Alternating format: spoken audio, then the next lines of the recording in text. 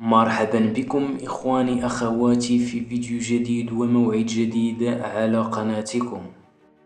ستقام مباراة المنتخب المغربي الأول ضد منتخب الكونغو ضمن الجولة العاشرة من دور المجموعات لتصفيات كأس العالم 2026 الخاصة بإفريقيا، يوم الثلاثاء 14 من أكتوبر 2025، وذلك على أرضية المجمع الرياضي الأمير مولاي عبد الله بالرباط.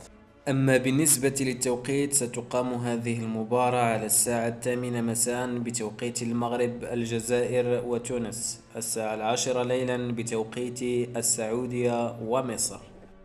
أما بالنسبة للقنوات الناقلة لهذه المباراة، فستنقل بإذن الله على قناة الرياضية المغربية،